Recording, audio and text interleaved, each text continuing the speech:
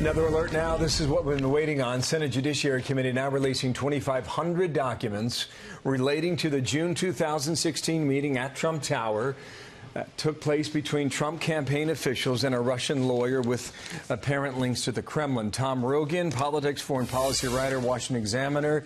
You've been going through these, Tom. Good morning to you. What have you been able to summarize so far in the past couple of minutes?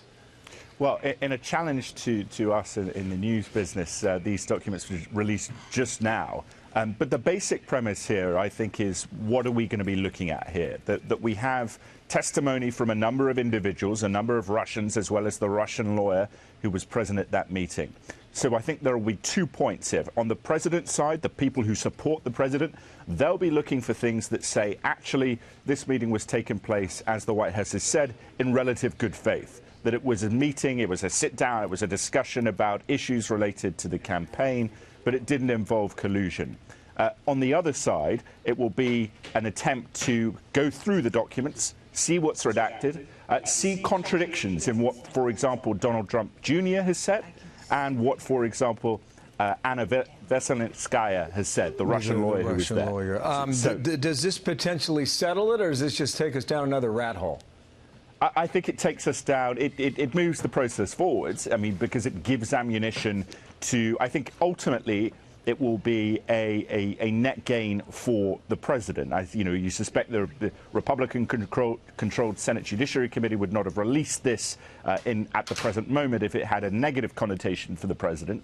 But what it will do is for him, give him an argument to say, look, the Mueller investigation has gone on too long, etc., as he has been doing, try and move that into the political debate forum where he has more opportunity. But of course, behind the scenes, Mueller has a lot of other stuff that is not in these files. Okay, back up just a moment. If you're part of the intel community, or part of the former intel community,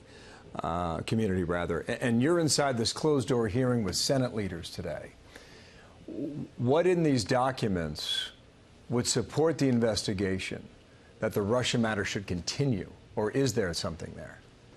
Well, I think the most operative point is the presence of that lawyer, again, in the sense that she was a pretty thinly veiled cutout for, which is an intermediary for the Russian intelligence services, for the Kremlin indeed, and not simply for the intelligence services.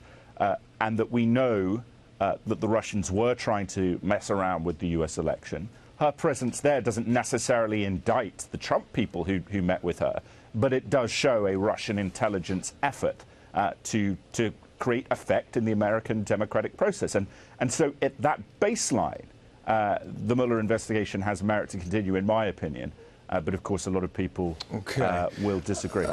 Bill Mears, who covers the Supreme Court for us out of Washington, D.C., a producer down there, saying that in the documents it shows that Trump Jr. went into that meeting in Trump Tower in 2016 with skepticism.